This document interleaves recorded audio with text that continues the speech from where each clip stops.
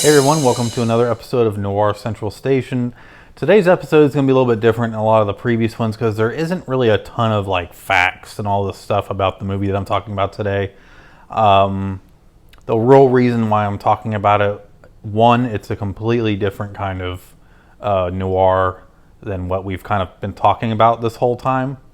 And two, I just think it's really it's something that really improves over time and the message, and it's kind of the first of its kind with a lot of movies. So today we're going to be talking about 1958's The Fearmakers, starring Dana Andrews. This also has Dick Foran, Marilee Earl, and presenting Mel Torme, The Velvet Fog. So there really isn't a bunch of information about, the female in this film because, her, even on Wikipedia and IMDb, there's really no facts.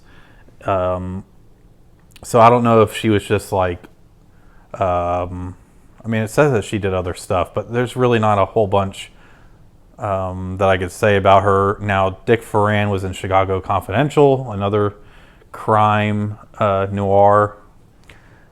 But the standouts here is obviously Dana Andrews and Mel Torme. So, the Fearmakers, you have nothing to fear but the Fearmakers. So, this is about Dana Andrews' character. He is a POW who comes back, or he's a veteran that comes back from Korea. He was a POW, he was tortured, and he was had a bunch of mind games and experiments done on him, and so he is suffering from very severe PTSD. But before he went into the military, him and a close friend of his started a public relations firm. So they did it's in Washington. They did polls and just kind of seeing where the nation was at in terms of popular opinions and that kind of thing. And his whole thing was he wanted to be not for something. He just wanted to present the information, and that's what they did. So then he went to war, came back, and he walks into the firm that still has his name on it, and somebody else is in charge, and his friend is nowhere to be found. And they basically, the guy was somebody who I guess was hired on his last day, on Dana Andrews' last day. And he's like, yeah, I don't know if you remember me, but you actually hired me right before you left. He's like, oh, okay, yeah, well, my name's still on this firm. And they kind of get in this little argument, and the guy was like, listen, your buddy sold it to me fair and square, before he died. And so he starts just getting really defensive at first, wondering what's going on. This is his company. And so he starts doing some investigating, and he doesn't think that his friend and business partner died from natural causes, like they mentioned, and he thinks that he was murdered because all these things keep popping up. He keeps walking into different offices in this building, and there's some propaganda, misinformation stuff being presented to people. I think one office he walks into, and it's a bunch of people, and they're spouting off a lot of anti-Semitic stuff. And so he starts to think that there's something to this more than what, it's not just as simple as his buddy sold the company to somebody else. They're really using this company as, it has a really good reputation. And so he's using the company's reputation to get and be influencing to all these causes. So this movie came out in the middle of the Cold War, 1958, but it touches on a lot of the same kind of things that, the Manchurian Candidate a few years later kind of touches on. And you didn't really see a lot of noirs like this. I know, there's some people that probably question whether this is a film noir or not, but it definitely is. There's a lot of, it kind of has that Man on the Run kind of feel. It has the whole murder mystery, conspiracy. It just has some new things like the political Cold War manipulation stuff. So this was also directed by Jacques Tourneur, and he is somebody who, he did Out of the Past, classic, film noir classic. He did Cat People, which was also a classic. He did tons of great movies.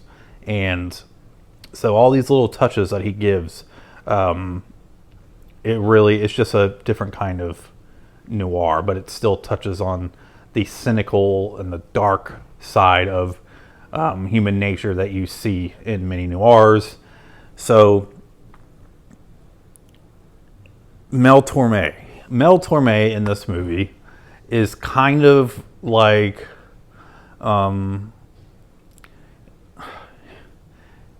would say henchman to the new boss of the company, the head of the company, but he really isn't.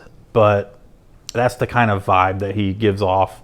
Like, he is the smart, brainy guy who's really bringing like the science to what the company's doing now. He's very awkward and I don't know, highly entertaining. And I think Mel Torme just has one of those faces that just stands out as like somebody who, as a character, he wishes he was bigger than he was. He wishes that people respected him the way he deserves to be respected. Yeah, there he is right there on the front. And obviously I show a picture.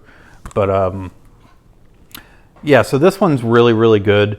It isn't like, like Double Indemnity good or Sunset Boulevard good. This is just a nice, it's not nice per se, but an hour and a half political conspiracy noir. This is like a little bit later in Dana Andrews' career, about 10 years after like the big heyday of his career, but he still pumped out movie after movie. So his face and his persona is even more ragged than it was, years prior. So you could definitely tell that he is somebody who has been through a lot.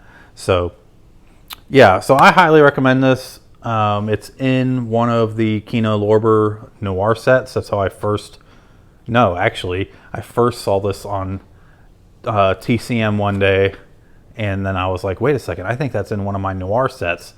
And it was one that came out that I still hadn't gotten to yet. And so when I started getting to it, I was like, oh, the Fearmakers. I just recently saw that. So anyways, guys, thank you so much for watching. Be sure to check out the previous episodes of this series, and I will see you guys in the next one. Bye.